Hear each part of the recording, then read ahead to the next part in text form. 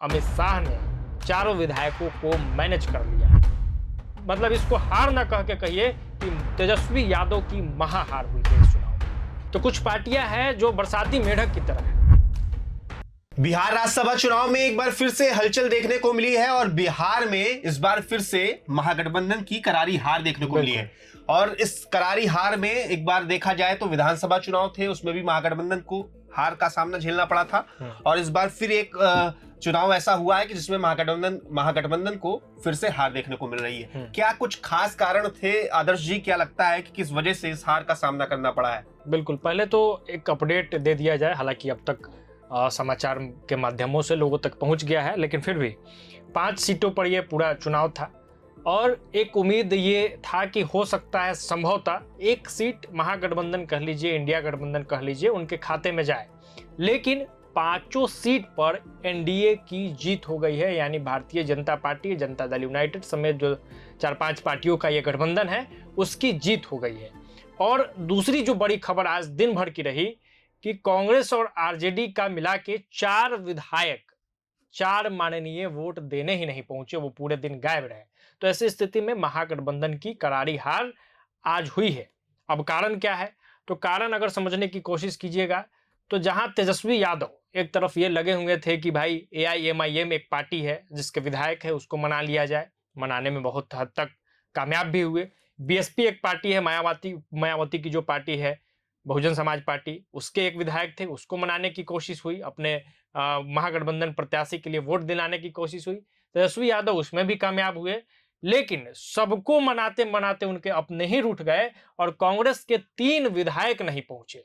और फैसल रहमान जो खुद ढाका से विधायक है, आरजेडी के विधायक है, कारण कुछ भी हो वो भी वोट देने नहीं पहुंचे। और ये तेजस्वी यादव की एक तरह से व्यक्तिगत राजनीतिक हार है कि उन्हीं के पार्टी के विधायक राज्यसभा जैसे महत्वपूर्ण चुनाव में भी वोट देने नहीं पहुंचे हैं। तो ये हार के जो मुख्य कारण है वो यही है, क्योंकि एक होता कि सभी विधायक आपके पहुंचे, उन्होंने वोट दे दिया, तब अगर हार होती तो तमाम तरह के चीजों पे बात किया जाता, तमाम पॉइंट्स पे बात किया जाता। लेकिन हार से पहले ही आपने अगर समर्पण कर दिया, आपके विधायक ही ना पहुंचे, आप अपने नेताओं को ही ना मना पाए, तो ये तो फिर आपके मैनेजमेंट की हार है, ये आपकी व्यवस्था की हार है। और ये हार दिखाता है कि महागठबंधन वाकई में महा रहा नहीं। इंडिया गठबंधन टूट पड़ा है कहीं ना कहीं, अपने आप में ही ये लोग सिर फुटअव्वल कर रहे हैं, अपने आप को ही सुनियोजित नहीं कर पा रहे हैं, अपने आप को ही एकत्रित नहीं कर पा रहे हैं, जिस कारण से विधानसभा चुनाव में भी बुरी तरीके से हार हुई थी और राज्यसभा चुनाव में भी, मतलब इसको हार ना कह के कहिए कि तेजस्वी यादव की महाहार हुई है इस चुनाव में। एनडीए की ऐसी कौन सी रणनीति है जो बार बार महागठबंधन के लिए चुनौतीपूर्ण बनती जा रही है आदर्श जी? देखिए, एक नाम है एनडीए के खेमे में, भारतीय जनता पार्टी के खेमे में अमित शाह। मतलब देश में अभी उनके रणनीतिक टक्कर का नेता जल्दी नहीं दिखता है। अमित शाह को लोग कहते हैं कि चाणक्य है, चुनावी चाणक्य। और जो खेल वो रच देते हैं, जो चक्रव्यूह वो रच देते हैं, उसमें विरोधी फंस जाते हैं और अमित शाह अपने खिलाड़ियों को मैदान में बाजी मरवाने में सफल रहते हैं। और कहीं ना कहीं राज्यसभा चुनाव में भी अमित शाह की जो प्लानिंग है, भारतीय जनता पार्टी के प्लानिंग का, चुनाव लड़ने का जो तरीका है, चुनाव लड़वाने का जो तरीका है, उसका इंपैक्ट दिखा।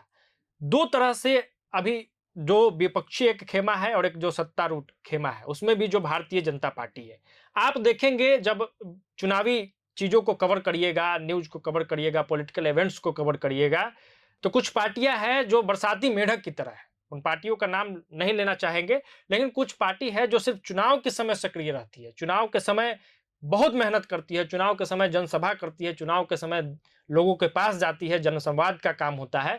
लेकिन भारतीय जनता पार्टी एक ऐसी पार्टी है जो 24 घंटे एक्टिव मोड में है। हमेशा उसके जो वर्कर्स है, हमेशा उस पार्टी के जो नेता है, छोटा मंडल बूथ अध्यक्ष से लेकर और राष्ट्रीय अध्यक्ष तक भारतीय जनता पार्टी का आपको काम करते हुए दिखेगा, आपको रणनीति बनाते हुए दिखेगा, आपस में संवाद करते हुए दिखेगा, हमेशा मीटिंग होते रहता है, हमेशा अलग अलग इवेंट्स होते रहता है। वही कई पार्टियां चुनाव खत्म, बात खत्म, फिर जब चुनाव आता है तब ये लोग लग जाते हैं।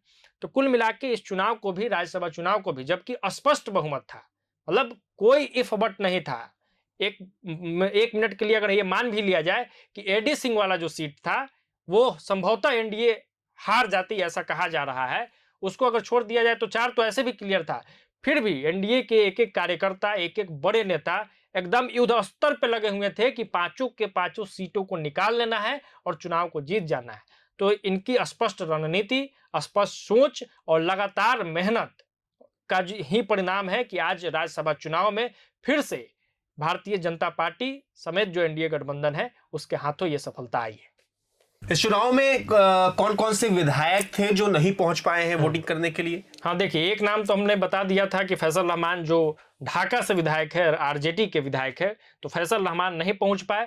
कारण उन्होंने ये बताया कि उनकी मां का जो तबीयत है वो ठीक नहीं था, तो वो जल्द ठीक हो, लेकिन कारण यही था। और दूसरा जो 3 विधायक है वो कांग्रेस के विधायक थे, जिसमें कांग्रेस से मनोहर प्रसाद एक विधायक है, मनोज विश्वास है और सुरेंद्र कुशवाहा। तो 3 विधायक कांग्रेस के और 1 विधायक आरजेडी के। अलग अलग कारणों से जो कारण रहा हो वो जाने, उनकी पार्टी जाने, लेकिन सियासी गलियारों में ऐसी चर्चा है कि भारतीय जनता पार्टी ने, अमित शाह ने 4 विधायकों को मैनेज कर लिया। अब तो ये आरोप है, ये सियासी गलियारों में चर्चा का विषय है, इस पे खूब चर्चाएं हो रही है। वो लोग जाने कि क्या हुआ है, लेकिन 4 विधायक तो नहीं पहुंचे हैं और यही हार का जो है वो मुख्य कारण भी है। तो ये थी सबसे बड़ी अपडेट बिहार के राज्यसभा चुनाव को लेकर। मैं था अभिषेक सिंह, मेरे साथ आदर्श जी मौजूद थे और तमाम ऐसी खबरों को देखने के लिए जुड़े रहिए प्रभात खबर के साथ। प्रभातखबर.com, विश्वास वही, रफ्तार नहीं।